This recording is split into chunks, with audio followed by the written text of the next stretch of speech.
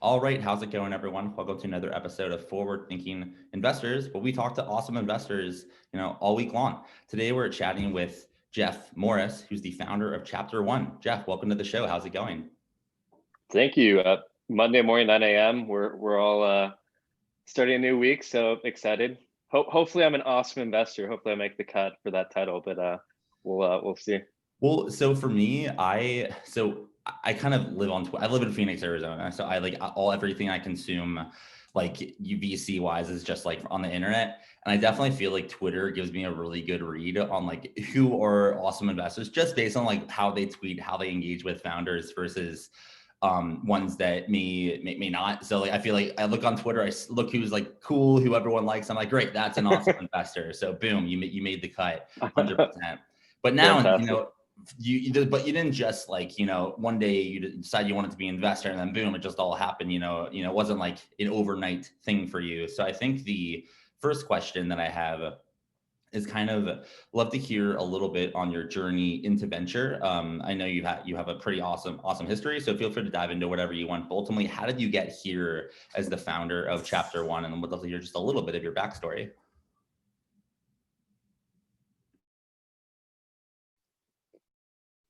Yeah, I man, think I you think cut I out froze for a up a minute. bit. All Yeah. good. Nope. I apologize about that. Ultimately, we'd love to hear a little bit about your backstory and like how you ended up, founding Chapter One Ventures. Just a little bit of how you got to where you are today. Sure. So I'll give the highlights so it's not too drawn out. But I was an operator for a long time. I grew up in the Bay Area, about 5 minutes from Sand Hill Road. While I was operating kind of in the early 2011, 2012, I started to angel invest. And so I made two just really small investments in companies who were just friends of mine who I'd met through the startup world. Um, and then kind of once AngelList came out, I didn't have a ton of money, and I think that's part of maybe something that people can take away. I was making $1,000 investments on AngelList and really kind of cut my teeth making some good and bad decisions on the platform. And then as I kind of progressed through my career as an operator, my breakout role was I was an early member of the Tinder team, was the third member of their product team, eventually became the head of revenue, kind of graduated Tinder as the VP of product. But while I was there, was still doing a lot of investing. My transition was then I started to lead a syndicate on AngelList. So suddenly I was picking up the phone and calling founders and investing money on other people's behalf. And then while at Tinder, was a scout for Index Ventures. So again, had a small capital pool that I manage. And then towards the time I was leaving, which was August 2020, raised my own fund. And so it's been baby steps to get to where I am. And hopefully I look back on where I am now and think that was kind of a small step towards some greater goal. But it wasn't an overnight thing. I've been investing for 7+ years. So I do want to dive a little into the kind of the precursor to all of this in a little bit, because I think that's really important, especially for people that are in the city. Like even myself included, I'm someone that loves investing, but like very early in career. So like, how do you build on those like steps to get to a point where you have a firm? But for you, so let's talk about chapter one. So it all kind of led to Chapter One. Can you kind of walk us through what kind of fund is it? Like early stage, late stage? Is it sector agnostic? Just like ultimately high level, what is Chapter One and kind of what types of deals are you kind of looking to invest in? Yeah, so when I was leaving Tinder, I was torn between continuing as an operator or becoming a full-time investor. And I kind of structured my funds so I wouldn't have to choose between the two, where I picked a value proposition that actually aligns with what I love to do, which is build products. And so we primarily invest in early stage B2B and B2C startups where we're really clear with the founders, like, hey, what we want to help you with is product development, product recruiting. Basically, whenever you look at your cap table, we want to be the product investor for whatever that means to you. And yeah, kind of sector agnostic, love subscription business models. I think while I was at Tinder, saw how beautiful that business model is. So tend to do things with recurring revenue, tend to work with product driven founders. So former VPs of product, VPs of design, and then in some cases VPs of engineering teams who just need some product help. But I think for me, it was really important to align the value of the fund with what I actually enjoyed doing. And it just so turned out that there was a need in the market for that.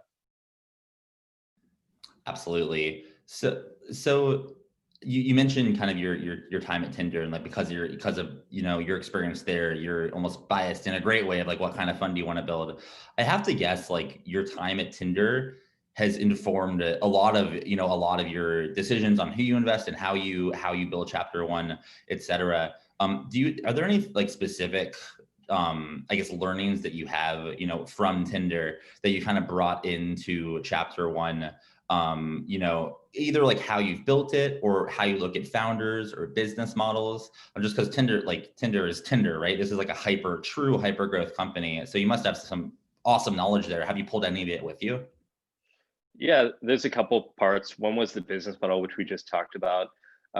Secondly, anything on the consumer side, I kind of believe, unless you do a massive pivot, it works pretty quickly. Like you know what hypergrowth is if you've seen it. And so when I see a pitch from a consumer founder who's been building something for multiple years and it's still not quite there, I just kind of lean out, for better or worse. And then in terms of like the early days of Tinder, we were really a design driven team, which is kind of funny within the dating category, because I don't even know if our users cared or appreciated it, but we really valued every pixel, every piece of real estate on your screen. We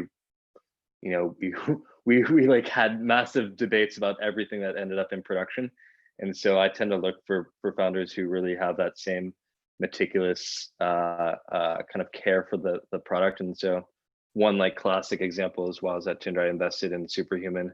And when you meet Rahul, it's pretty obvious that he's just a product enthusiast to his core. And um, those investments can be both exhilarating and frustrating because sometimes the products take longer to build. But um, uh, like Steve Jobs behind me, I kind of believe that the only things that matter in investing are product and marketing, so product and distribution.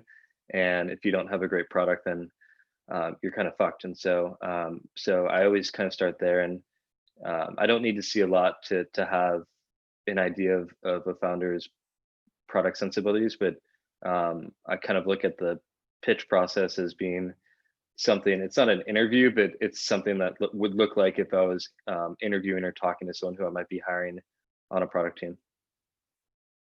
So that's really helpful to kind of understand what you look for in a team, in a founder, very product driven. I'm curious, you mentioned, there's two things, the two general, elements here. There's the founder and the product, and like kind of marketing or I guess, in other words, like the market and how you're able to get to it. Do you have any, like when you look at chapter one, are you like kind of market agnostic as long as the product is there, or are there types of markets that are more interesting to you? How do you kind of think about that side of the coin? I think there's types of markets, there's themes, like you naturally get pulled into different worlds as an investor. Like if you invest in a collaboration startup, suddenly you find yourself being pitched the same things. Early on in my investing career, it's pretty obvious people pitch me a lot of dating apps. Through this fund, I've become really obsessed with things that are helping people in the creative space be more efficient or more productive. And creative space, I mean engineers, PMs, and designers. So I've done a lot of kind of tools that help those personas create better work, which has led me to developer tools, designer tools, product tools, and those types of things. But I try and be pretty open minded. I think one trap you can run into as a pre-seed or seed investor is trying to be too smart about what you're looking for. I think at the A and beyond, you can be really thesis driven. I've met some pre-seed and seed investors who are thesis driven, but to me, it's pretty limiting because I meet smart people all day long who know more about some topic than I have even thought of. And so for me to limit myself to what I currently know, I think is not the best approach. Um, but we'll see if that's right in the end. I think it can go both ways. Yeah, it is one of these like kind of things, venture capital, where it's hard to know exactly, what it looks like until like 5, 7 years down the line. But I think that what I really, appreciate about venture capital is that, while you're kind of like waiting to see how the fund performs, whatever, like you're like working with like you just said, the smartest founders that you can, like they're building, great companies. So I think it's like a very rewarding, at least in my view, profession. So I have a question that is kind of current event based, and I don't know if it's like very recent. So if you don't have thoughts on it, that's totally fine. But I Sure. have been thinking about a lot about just like COVID and how COVID has impacted early stage investing. And I feel like at least in, San Francisco, LA, maybe New York, it's been very like for like lots of capital to go around, lots of capital being invested. And just this morning, very recently, like, there's this vaccine that might be developed and stock market is up and like Zoom is down. And it's just like, I'm curious, do you think, what are your thoughts on 2020 as a investment year, and what will 2021 or 2022 look like? Obviously, no one has a crystal ball here, but do you have any kind of any thoughts on the macro environment based on like, if hopefully when COVID goes away? Yeah, I'm reading the same news you are, which is this morning kind of a rebound of the travel industry. Lyft was up 20% today, which is pretty incredible. And so I don't think companies are going to rush back to work in 2021. Uh, all the major companies have been pretty clear that there's going to be some hybrid model of work next year.